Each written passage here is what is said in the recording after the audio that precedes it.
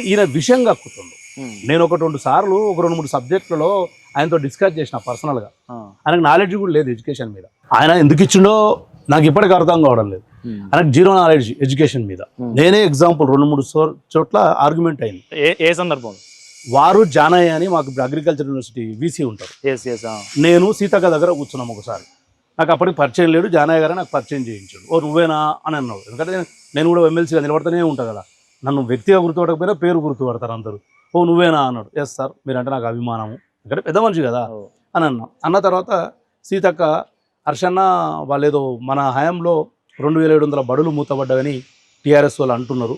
మరి దాన్ని నువ్వు టీచర్స్కి వెళ్ళి వచ్చినావు కదా నన్ను అడిగింది ఆమె పాపం, గౌరవనీయ మంత్రి గారు.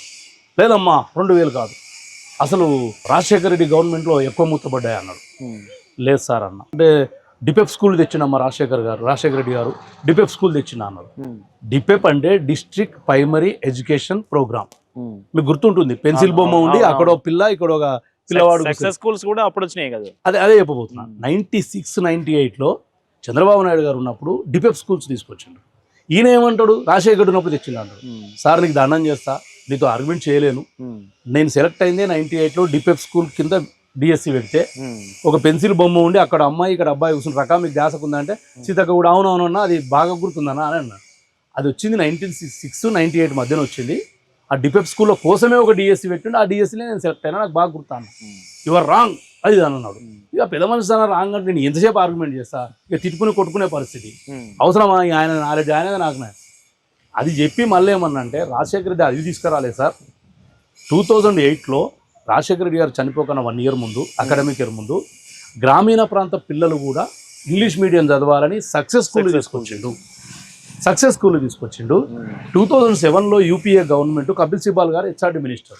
కపిల్ సిబాల్ గారు ఏం చేసిరంటే అమ్మాయిలు డ్రాప్ అవుట్ అవుతున్నారు. 5th చదివిన తర్వాత యూపీఎస్కి వెళ్ళాలంటే ఇంకో ఊరుకోవాలి. 6వ తరగతి అమ్మాయి అంటే ఇంత ఎదిగిన పిల్ల అవుతుంది. పేరెంట్స్ పంపకపోతుంది ఇంకో ఊరికి అడుగులకుండా. ఇప్పుడంటే ట్రాన్స్పోర్టేషన్, ఇప్పుడంటే షీటింగ్లు ఆన్లైన్లోనే పేరెంట్స్ భయపడతారు కదా. అప్పుడు మళ్ళీ రాజశేఖర రెడ్డి గారు ఉమ్మడి ఆంధ్రప్రదేశ్లో కేజీబీవీ స్కూల్ స్టార్ట్ చేసిండు. రాజశేఖర రెడ్డి గారు చేసింది కేజీబీవీలు సక్సెస్ స్కూల్స్. చంద్రబాబు నాయుడు గారు చేసింది డిపెప్ స్కూల్స్. అదొక స్కీమ్ డిపెప్ అనేది. ఆయనకు మాత్రం నాలెడ్జ్ లేదు. ఒక దశలో ఎంత ఫైర్ అవుతుందంటే నేను అనుకుని ఇంత బతికి ఈయనతాన ఎందుకు ఆయన పంచేది, ఆయననే రియలైజ్ అవుతాడు ఏదో రోజు అనుకుని. అట్లా నాకు తెలిసిపోయింది ఈయనకు నాలెడ్జ్ లేదు. ఈయన ఏది చెప్తే అదే నేను ఒప్పుకుంటా. అది కన్ఫర్డ్ ఐఏఎస్ అయినా ఐఏఎస్ స్థాయికి పోయిందంటే ఆయనకున్న క్వాలిఫికేషన్ నేను గౌరవిస్తాను. కానీ ఆయనకున్న నాలెడ్జ్ దేంట్లోనో దాంట్లో ఎక్స్పర్ట్ ఉండొచ్చు.